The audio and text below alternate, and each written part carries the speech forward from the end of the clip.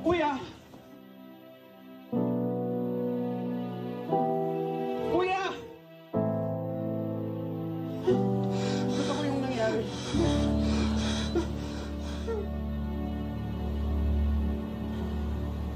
Bakit ba ako? Masama ba akong tao? Wala ba akong kwenta? Kuya, sa lahat ng tanong mo, ang sagot, hindi. Hindi.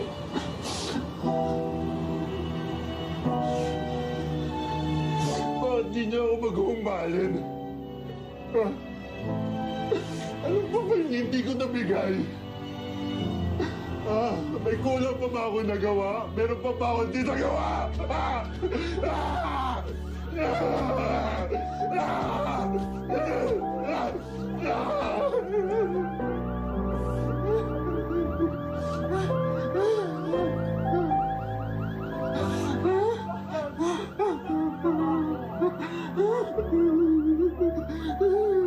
Si Emma yung mali. Hindi niya nare-realize na ikaw yung totoong nagmamahal sa kanya. Akala mo tinagat na ako sa buhay niya. Pero hindi pala. Hindi ko lang bakit siya maging girlfriend ko. Ito lang siya.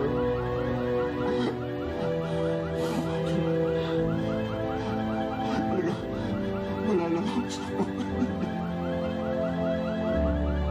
Wala lang ako sa buhay niya.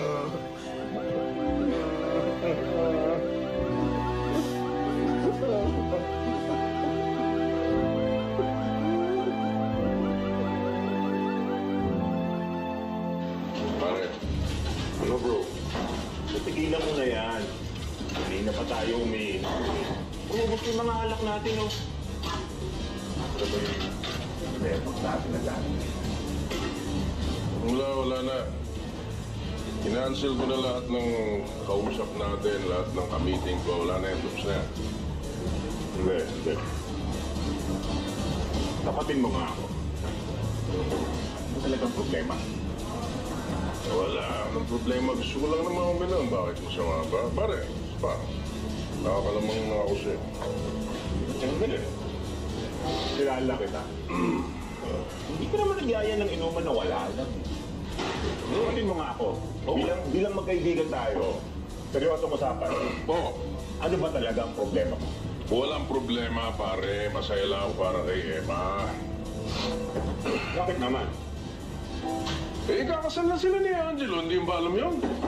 Wow! Pare, mabuti na nga siguro, pare. Para matahimik na siya. At, pababayaan niya ako, patatahimikin niya rin ako. Ako, at saka si Georgia, di ba? Dali. Masaya ka ba ngayon?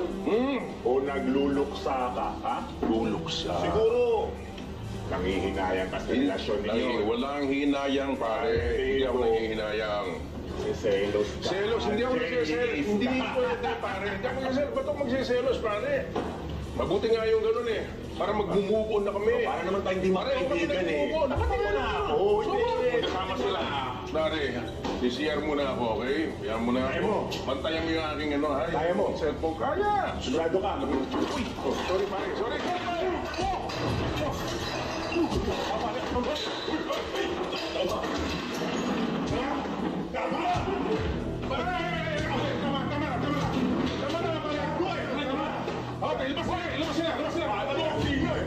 Sorry, ha? Pare, sorry.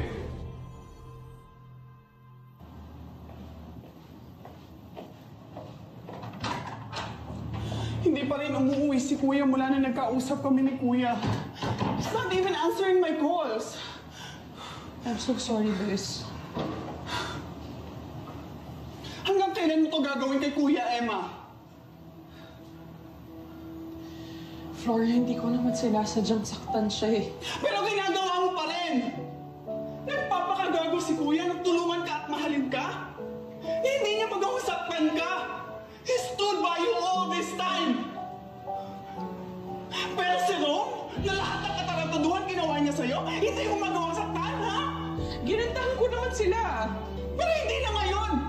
Dahil may iba ka nang nararamdaman para sa kanya! Di ba? Sabihin mo nga sa akin, Emma! Sabihin mo sa akin ang totoo! Di ba? Pwede ba? Huwag mo akong pangunahan dahil hindi ko naman alam kung anong iniisip ko. Totoo yun! Flor. Totoo yun! Flor, tama na, tama na. Tama na. Kahit si Lourdes eh, nahahalata na niya na mahal mo pa rin si Rome!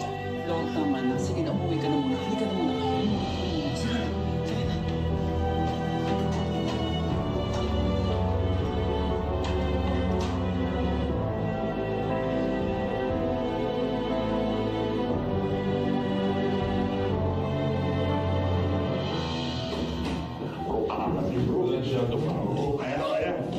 Ano nangyari?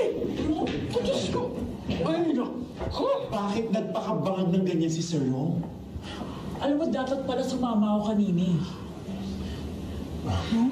Bigla po kasi nagyaya sa bar. May pinagdadaanan doon kasi siya. Sabihin mo nga sa akin kung anong dahilan bakit naglasing ang kaibigan mo. Ha? Tita, I think nalaman kasi ni Rome. Nagkakasal si Emma kay Angelo po.